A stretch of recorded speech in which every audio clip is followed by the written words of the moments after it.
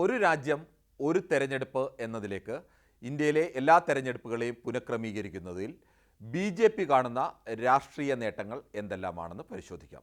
പ്രധാനമായും 6 നേട്ടങ്ങളാണ് ബി കാണുന്നത്. ബി കഴിഞ്ഞ 2 ലോക്സഭാ തെരഞ്ഞെടുപ്പുകളിലെയും പ്രകടന പത്രികയിലെ പ്രധാന വാഗ്ദാനങ്ങളിൽ ഒന്നായിരുന്നു ഇത്.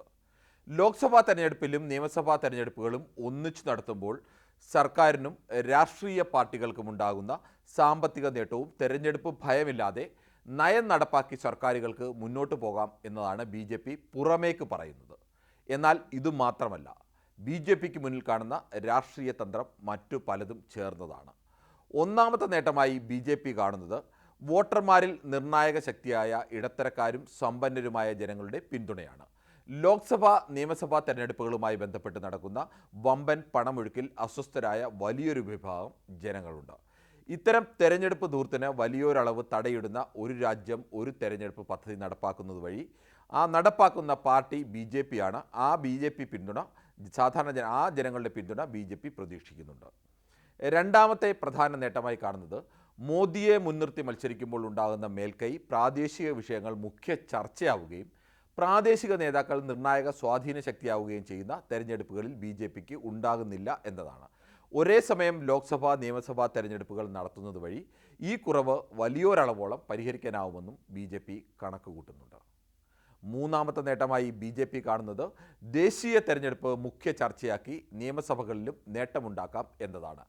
കഴിഞ്ഞ 3 ലോക്സഭാ തെരഞ്ഞെടുപ്പുകൾക്കിടയിലുള്ള ഇന്ത്യൻ തെരഞ്ഞെടുപ്പ് ചരിത്രം പരിശോധിച്ചാൽ ലോക്സഭാ തെരഞ്ഞെടുപ്പിൽ ബി ലഭിക്കുന്ന വ്യക്തമായ മേൽക്കൈ നിയമസഭാ തെരഞ്ഞെടുപ്പുകളിൽ ഉണ്ടായിട്ടില്ല. സംസ്ഥാന വിഷയങ്ങൾ ചർച്ചയാവുന്ന നിയമസഭാ തെരഞ്ഞെടുപ്പുകളിൽ പ്രാദേശിക പാർട്ടികൾക്ക് പലപ്പോഴും മേൽക്കൈ ലഭിക്കാറുണ്ട്.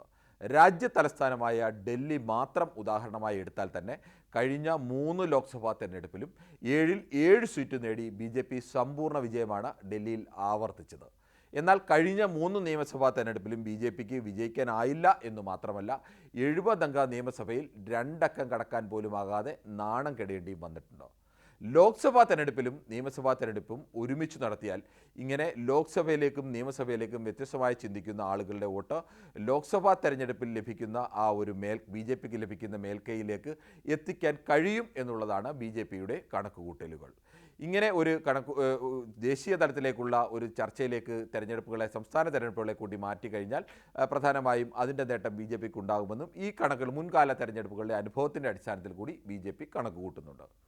നാലാമത്തെ ഒരു പ്രധാന നേട്ടമായി കാണുന്നത് പ്രാദേശിക പാർട്ടികളുടെ സ്വാധീനം വലിയൊരളവ് കുറയ്ക്കാം എന്നുള്ളതാണ്. ബി സംബന്ധിച്ച് മുഖ്യ ശത്രു കോൺഗ്രസ് മാത്രമല്ല, ഇപ്പോൾ വിവിധ സംസ്ഥാനങ്ങളിൽ കരുത്തരായ പ്രാദേശിക പാർട്ടികൾ കൂടിയാണ്. അടുത്ത തെരഞ്ഞെടുപ്പിൽ ബി ഭയപ്പെടുത്തുന്നതും കോൺഗ്രസിൻ്റെ നേതൃത്വത്തിൽ പ്രാദേശിക പാർട്ടികളുടെ കൂട്ടായ്മ ഉണ്ടാകുന്നതാണ്. ഇരു തെരഞ്ഞെടുപ്പുകളും ഒരുമിച്ച് നടത്തിയാൽ സ്വാഭാവികമായും ഈ പ്രാദേശിക പാർട്ടികളുടെ എല്ലാം ശ്രദ്ധ നിയമസഭാ തെരഞ്ഞെടുപ്പുകളിലേക്ക് മാത്രമാകും. ദേശീയ വിഷയങ്ങൾ തെരഞ്ഞെടുപ്പിലെ മുഖ്യ ചർച്ചയാക്കാൻ കഴിഞ്ഞാൽ ലോക്സഭയ്ക്കൊപ്പം നിയമസഭകളിലും ബി നേട്ടമുണ്ടാക്കാമെന്നും കണക്ക് കൂട്ടുന്നുണ്ട്. അഞ്ചാമതായി കാണുന്ന വലിയൊരു നേട്ടം ഇന്ത്യ മുന്നണിയെ പ്രതിസന്ധിയിലാക്കാം എന്നതാണ്. ലോക്സഭാ തെരഞ്ഞെടുപ്പിൽ ഒന്നിച്ചു മത്സരിക്കുന്ന ഇന്ത്യ മുന്നണിയിലെ പല കക്ഷികളും നിയമസഭാ തെരഞ്ഞെടുപ്പിൽ പരസ്പരം മത്സരിക്കുന്നവരാണ്. 2 തെരഞ്ഞെടുപ്പും ഒരുമിച്ച് വന്നാൽ സ്വാഭാവികമായും ഇത് ഈ പാർട്ടികളെ പ്രായോഗിക പ്രതിസന്ധിയിൽ എത്തിക്കും. കേരളത്തെയൊക്കെ സംബന്ധിച്ച് ചിലപ്പോൾ അതിന് മാറ്റമുണ്ടാവാം, അല്ലെങ്കിൽ അത്തരം ശീലങ്ങളുണ്ടാവാം. പക്ഷേ അങ്ങനെയല്ല. മറ്റ് പല സംസ്ഥാനങ്ങളിലും സംസ്ഥാനത്തിലേക്ക് 2 പേർ പരസ്പരം മത്സരിക്കുന്ന അവർ ലോക്സഭയിൽ ഒരുമിച്ച് മത്സരിക്കുക എന്ന് പറഞ്ഞാൽ സ്വാഭാവികമായി ഉണ്ടാകുന്ന പ്രായോഗിക പ്രശ്നം വലുതാണ്. അത് ഇന്ത്യ മുന്നണിയാണ് ബാധിക്കുക. ആറാമതായി കാണുന്ന പ്രധാനപ്പെട്ട ഒരു വിഷയം ദീർഘകാല അടിസ്ഥാനത്തിലുള്ളതാണ്. ദേശീയ തലത്തിൽ 1-2 പാർട്ടികൾക്ക് മാത്രമായി പതിയെ പ്രാമുഖ്യം വരികയും പ്രാദേശിക പാർട്ടികളുടെ ശക്തി വല്ലാതെ കുറയുകയും ചെയ്യും. അങ്ങനെ വന്നാൽ ഇന്ത്യയാകെ സാന്നിധ്യമുള്ള കോൺഗ്രസ് എന്ന പ്രധാന പ്രതിപക്ഷ പാർട്ടി ഒറ്റയ്ക്ക് അധികാരത്തിൽ വരുന്നത് തടയാനായാൽ ബി അധികാരത്തിൽ തുടരാനാകും. ബി ഇങ്ങനെയൊക്കെയുള്ള തന്ത്രങ്ങൾ മുന്നിൽ കണ്ടാണ് ഒരു രാജ്യം ഒരു തെരഞ്ഞെടുപ്പ് നടപ്പാക്കുന്നത്. എന്നാൽ എപ്പോഴും ഈ തന്ത്രങ്ങൾ വിജയിക്കണം എന്നില്ലെന്നും ചിലപ്പോഴെങ്കിലും ഇത് തിരിച്ചടിയാവാനുള്ള സാധ്യതയും ചിലർ മുന്നിൽ കാണുന്നുണ്ട്. പൊടുന്നനെ ഉണ്ടാകുന്ന വൈകാരിക വിഷയങ്ങൾ ചിലപ്പോൾ തെരഞ്ഞെടുപ്പ് കണക്കുകൂട്ടലുകൾ അപ്പാടെ തെറ്റിക്കാറുണ്ട്. ഇന്ദിരാഗാന്ധിയുടെ മരണവും രാജീവ് ഗാന്ധിയുടെ മരണവും ഒക്കെ അടക്കമുള്ള വിഷയങ്ങളിലെ തെരഞ്ഞെടുപ്പുകളെ ആകെ എങ്ങനെയാണ് മാറ്റിയത് എന്ന് നമ്മൾ കണ്ടതാണ്. അങ്ങനെ പല വിഷയങ്ങളും ഉണ്ടാവാറുണ്ട്. നിയമസഭകളിലാണെങ്കിൽ വ്യത്യസ്തമായ മറ്റു പല വിഷയങ്ങളുമൊക്കെ ഉണ്ടാവാറുണ്ട്. അങ്ങനെ ഏതെങ്കിലും ഒരു വിഷയം വരികയും കേന്ദ്ര സർക്കാരിനെതിരായ ഒരു വികാരം ശക്തമായി ഉയരുകയും ചെയ്താൽ കേന്ദ്ര ഭരണത്തിനൊപ്പം BJPക്ക് സംസ്ഥാനങ്ങളിലെ ഭരണം കൂടി നഷ്ടമാകുന്ന അവസ്ഥയുണ്ടാകാം എന്നും ചൂണ്ടിക്കാണിക്കപ്പെടുന്നുണ്ട്.